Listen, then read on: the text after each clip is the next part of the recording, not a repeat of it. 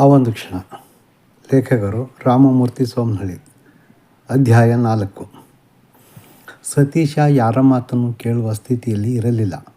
ಅವನಿಗೆ ಹೇಗಾದರೂ ಮಾಡಿ ಸುಜಿಗೆ ತನ್ನ ಪ್ರೇಮ ನಿವೇದನೆಯನ್ನು ಅರ್ಪಿಸಬೇಕು. ಅಷ್ಟೇ ಅಲ್ಲದೆ ಅವಳಿಂದಲೂ ಸಹ ಒಪ್ಪಿಗೆಯ ಸಂಕೇತ ಬಯಸಿದ್ದ. ಈತನದು ಏಕಮುಖ ಪ್ರೀತಿ. ಒಂದು ವೇಳೆ ಸುಜಿ ನಕಾರಾತ್ಮಕ ಪ್ರತಿಕ್ರಿಯೆ ನೀಡಿದರೆ ರಮೇಶ ಚಿಂತನೆಗೊಳಗಾಗಿ ಪ್ರಶ್ನಿಸಿದ.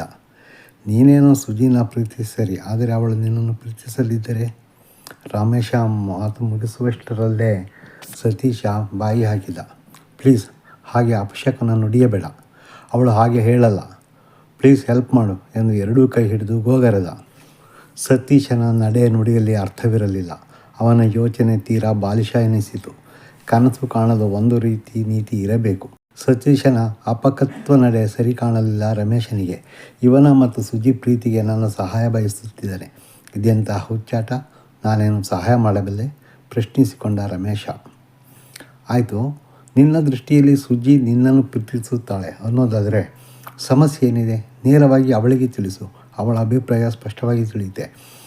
ಇದರಲ್ಲಿ ನನ್ನ ಸಹಾಯ ಅಥವಾ ಮಧ್ಯಸ್ಥಿಕೆ ಯಾಕೆ ಬೇಕು?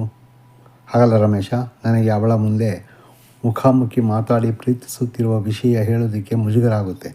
ಜೊತೆಗೆ ಭಯ. ಇದು ನಿನಗೆ ಅರ್ಥವಾಗಲ್ಲ. ಏನೋ ಭಯನ? ಹುಡುಗರಿಗೆ ಪ್ರೀತಿ ವ್ಯಕ್ತಪಡಿಸೋದಕ್ಕೆ ಭಯ ಇರುತ್ತಾ? ಪ್ರೀತಿಸುವಾಗ ಇರದ ಭಯ ಈಗೇಕೆ? ಹೋಗಲಿ, ಒಂದು ಪತ್ರ ಬರೆದು ತಿಳಿಸು, ರಮೇಶ ಸಲಹೆ ನೀಡಿದ. ರಮೇಶನ ಸಲಹೆ ಸರಿ ಎನಿಸಲಿಲ್ಲ. ಸ್ವಲ್ಪ ಇರುಸುಮುರುಸಾಯಿತು. ಅಸಹನೆಯಿಂದಲೇ ಹೇಳಿದ. ನೋಡು, ನಾನು ನಿನ್ನನ್ನು ಆಪ್ತ ಸ್ನೇಹಿತ ಅಂದ್ಕೊಂಡಿದ್ದೀನಿ. ಹಾಗಿರುವಾಗ ಈ ಒಂದು ಸಣ್ಣ ಸಹಾಯ ಮಾಡೋದಕ್ಕೆ ಆಗಲ್ವಾ? ಪತ್ರ ಬರೆಯೋದು, ಅದು ಅವಳಿಗೆ ತಲುಪಿ ಅವಳು ಓದಿ ನನಗೆ ತಿಳಿಸೋದು. ಅಬ್ಬಾ, ಅಷ್ಟು ದಿವಸ ನನಗೆ ಕಾಯಲು ಆಗಲ್ಲ. ಒಂದೇ ಸಮನೆ ಹೇಳುತ್ತಲೇ ಇದ್ದ. ಅವನ ಆವೇಗ, ನಡತೆ, ನುಡಿ, ಯೋಚನೆ ನೋಡಿದರೆ ಎಲ್ಲವೂ ಹಿಂದೆ ಆಗಬೇಕೆಂದು ಬಯಸಿದಂತಿತ್ತು. ಸುಜಿಯ ಮನಸ್ಸಿನಲ್ಲಿ ಏನಿದೆ ಎಂದು ತಿಳಿದುಕೊಳ್ಳಲು ತವಕಿಸಿದಂತಿತ್ತು. ಎಲ್ಲವನ್ನೂ ಹಿಂದೆ ತಿಳಿದುಕೊಳ್ಳಲು ತೀರ್ಮಾನಿಸಿದಂತಿತ್ತು. ಆದರೂ ರಮೇಶ ಅವನ ಮನೋರಥಕ್ಕೆ ಕಡಿವಾಣ ಹಾಕಲು ಮುಂದಾಗಿ ಆತುರಾತುರವಾಗಿ ಮುಂದುವರಿಯುವುದು ಸರಿಯಲ್ಲ ಎಂಬುದನ್ನು ತಿಳಿಸಲು ಪ್ರಯತ್ನಿಸಿದ್ದ. ಈಗಲೂ ಹೇಳ್ತಾ ಇದ್ದೀನಿ, ಸರಿಯಾಗಿ ಕೇಳಿಸ್ಕೊ. ಪ್ರೀತಿ, ಪ್ರೇಮ, ಮದುವೆ ವಿಷಯ ಬಿಟ್ಟು ಓದಿನ ಕಡೆ ಗಮನ ಹರಿಸು. ಡಿಗ್ರಿ ಮುಗಿದ ಮೇಲೆ ಕೆಲಸ ಸಿಗುತ್ತೆ. ಸುಜಿ ತಂದೆಯ ತಾಯಿನ ಭೇಟಿ ಮಾಡಿ ಮದುವೆ ಪ್ರಸ್ತಾಪ ಮಾಡೋಣ. ಹೆತ್ತವರಿಗೂ ನಿರ್ಧಾರ ಕೈಗೊಳ್ಳಲು ಧೈರ್ಯ ಬರುತ್ತೆ. ಅದು ಅಲ್ಲದೆ ನಿಮ್ಮ ತಂದೆ ತಾಯಿ ತೀರಾ ಸಂಪ್ರದಾಯಸ್ಥರು. ಅವರ ವಿರೋಧ ಖಂಡಿತ ಇದ್ದೇ ಇರುತ್ತೆ. ಅದನ್ನು ನೀನು ಯೋಚನೆ ಮಾಡಿಲ್ವಾ? ಪ್ರೀತಿ ಕುರುಡು ಅಂತಲಲ್ವಾ?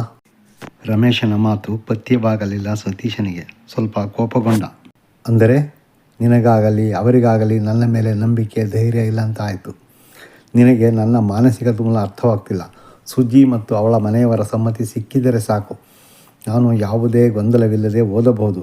ನಾನು ಖಂಡಿತ ಕಷ್ಟಪಟ್ಟು ಓದಿ ಡಿಗ್ರಿ ಮುಗಿಸ್ತೀನಿ. ಅವಳ ಜೊತೆ 4 ಜನ ಮೆಚ್ಚುವ ರೀತಿಯಲ್ಲಿ ಸಂಸಾರ ನಡೆಸ್ತೀನಿ.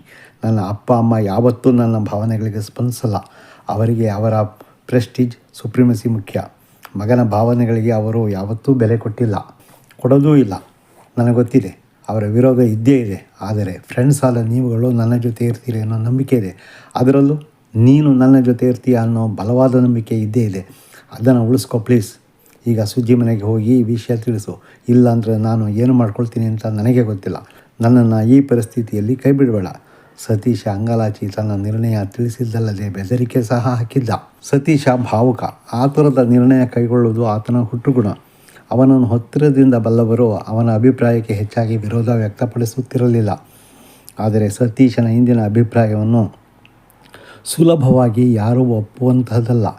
ಇದು ಇಬ್ಬರ ಜೀವನದ ಪ್ರಶ್ನೆ. ಹುಚ್ಚಾಗಿ ಆಲೋಚಿಸಿದ್ದಾನೆ.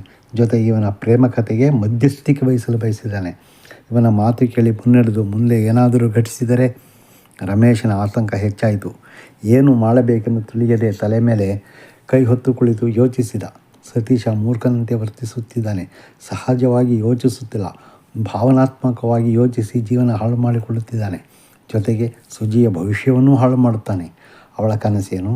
ಅವಳ ಜೀವನ ರೂಪಿಸಲು ಇವನು ಯಾರು? ಪ್ರೀತಿ ಏಕಮುಖವಾಗಬಾರದು. ರಮೇಶ ಒಂದು ಕ್ಷಣ ಕಣ್ಣು ಮುಚ್ಚಿ ಕುಳಿತ. ಸಮಸ್ಯೆ ದೊಡ್ಡದಾಗಿಯೇ ಕಾಣುತ್ತಿತ್ತು. ಮತ್ತೊಮ್ಮೆ ಯೋಚಿಸಲು ಹೇಳಿದರೆ ಹೇಗೆ? ಮಾತು ಕೇಳಿದರೆ ಎಲ್ಲರಿಗೂ ನೆಮ್ಮದಿ. ಪದೇ ಪದೇ ಬುದ್ಧಿ ಹೇಳಿದರೆ ಮನಪರಿವರ್ತನೆ ಆಗಲೂಬಹುದು. ಪ್ರಯತ್ನಿಸುವುದರಲ್ಲಿ ತಪ್ಪಿಲ್ಲವೆಂದು ಆಲೋಚಿಸಿ ಸತೀಶನಿಗೆ ತಿಳುವಳಿಕೆ ಹೇಳಲು ಮುಂದಾದ. ಆದರೆ ಸತೀಶ ಸುಜಿಯ ಪ್ರೀತಿಯಲ್ಲಿ ಯೋಚನಾ ಶಕ್ತಿಯನ್ನು ಕಳೆದುಕೊಂಡಿದ್ದ. ಹಿತವಚನಗಳು ಅವನಿಗೆ ಕಹಿ ಎನಿಸಿತು. ಕಡುಮೂರ್ಖನಾಗಿದ್ದ. ರಮೇಶನ ಮಾತು ಉಪದೇಶ ಮಾಡಿದಂತಿತ್ತು. ಅದು ಸ್ನೇಹಿತನ ಮಾತು ಅನ್ನಿಸಲಿಲ್ಲ. ಕೋಪಗೊಂಡ.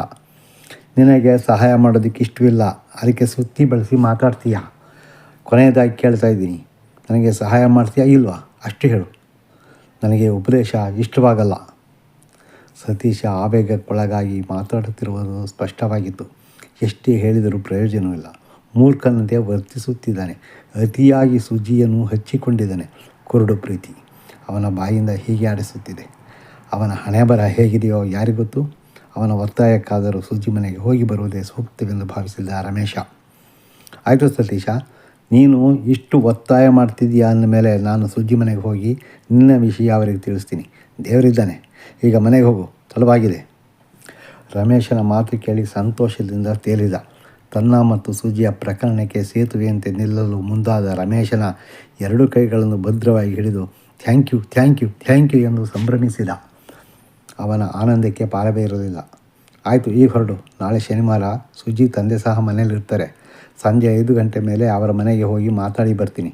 ಆದರೆ ನೀನು ಮಾತ್ರ ಅವರ ನಿರ್ಣಯಕ್ಕೆ ಬದ್ಧನಾಗಬೇಕು. ಅವರ ಒಪ್ಪಿಗೆ ಸಿಕ್ಕರೂ ಸರಿ, ಸಿಕ್ಕದಿದ್ದರೂ ಸರಿ. ರಮೇಶ ಷರತ್ತು ವಿಧಿಸಿದ. ಆಯಿತು, ನನಗೆ ನಂಬಿಕೆ ಇದೆ.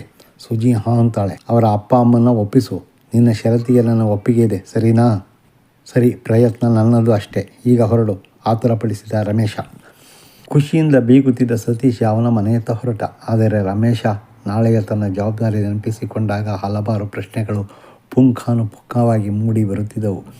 ಒಂದು ವೇಳೆ ಸತೀಶನ ಪ್ರೇಮ ಪ್ರಸ್ತಾವನೆಯನ್ನು ತಿರಸ್ಕರಿಸಿದರೆ ಸತೀಶನ ಪ್ರತಿಕ್ರಿಯೆ ಹೇಗಿರಬಹುದು? ಭಯ ಆವರಿಸಿತು. ಮುಂದೇನು ಎನ್ನುವ ಪ್ರಶ್ನೆಗೆ ಉತ್ತರ ಸಿಗದೆ ರಮೇಶನನ್ನು ಕಾಡುತ್ತಿತ್ತು. ನಾಳೆಗೆ ಮುಂದುವರಿಯುವುದು. ದಯವಿಟ್ಟು ಓದಿ.